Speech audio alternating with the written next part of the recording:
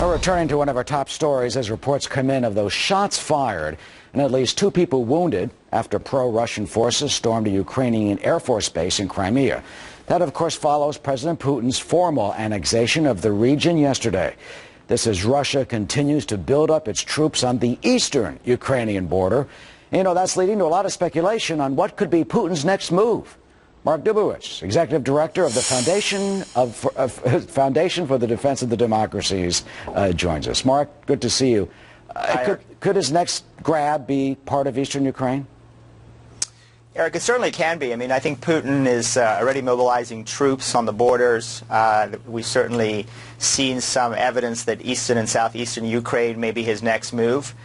We've also heard speculation that he may be coveting parts of Moldova, and also maybe with a long-term strategic vision of perhaps taking bites out of the Baltics. So Putin is trying to reestablish the Soviet Union in practical terms. He called the demise of the Soviet Union the greatest geopolitical catastrophe of the 20th century. He wants to reverse that. Yeah, it seems like he's now on the move, slowly trying to do that. How do you think this will play out? Do you think that he will try to have other referendums? You've got ethnically Russian-speaking people in those countries, in Moldova, for example, Transnistria especially, and one by one, they can now fall under the Kremlin, the looming Kremlin gaze, because they'll say, look, Crimea, they joined Russia and are back with Moscow. We want to do the same thing too.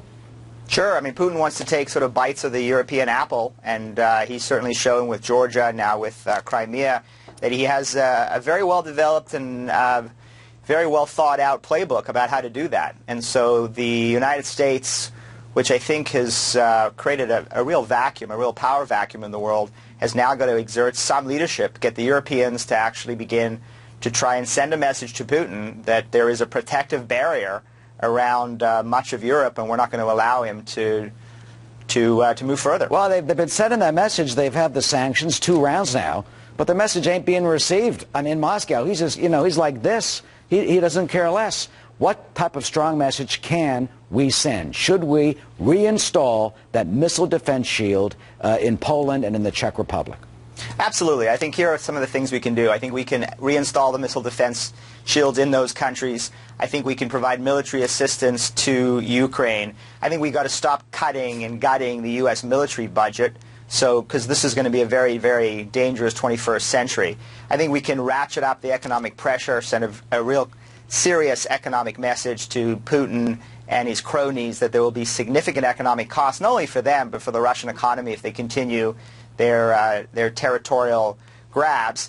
And I think we need to start really dealing with this energy issue, both for Europe and for the United States. We need to increase energy abundance, energy diversity, and we need to start shipping natural gas to our European partners, because they are too dependent right now on Putin and Gazprom and natural gas exports. Finally, 20 seconds.